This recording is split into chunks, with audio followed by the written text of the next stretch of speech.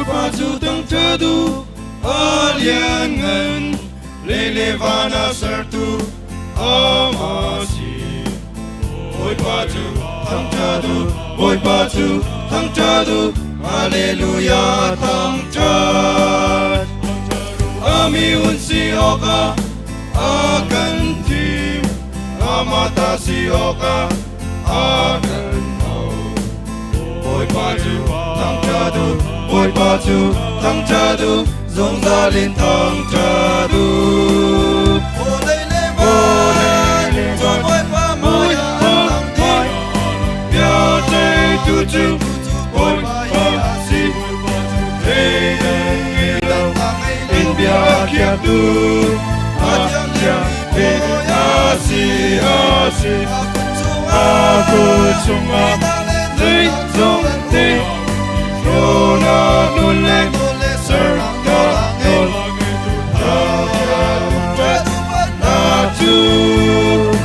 aju, ngaum zung zase,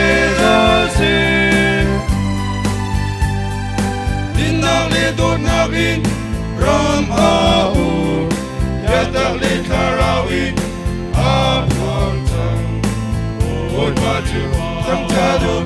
paju tang teduh, haleluya tang cat. Ongangin masau amaya, upatin biar jauh adwala. Oi paju tang teduh, zongzalin tang teduh. Oleh levan, oi pamoya, biasa tujuh, oi pasi, hilang biar tu, aja asi, aku cuma zong ti, rona nolek serta nol, tang teduh aju, ngaum zung zase.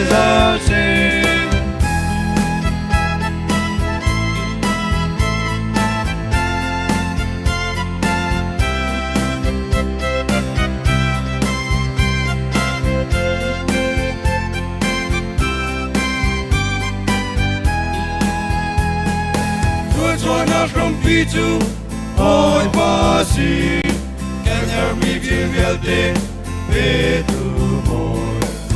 Oi paju tang teduh, haleluya tang cat. Atomik mi patian, kan patian, kalviate ate tu, tunggubi. Oi paju tang teduh, zongzalin tang teduh. Oleh levan, oi pamoya, biasa tujuh, oi pasi, hilang biar tu, aja asi, aku cuma zong ti, rona nolek serta nol, tang teduh aju, ngaum zung zase.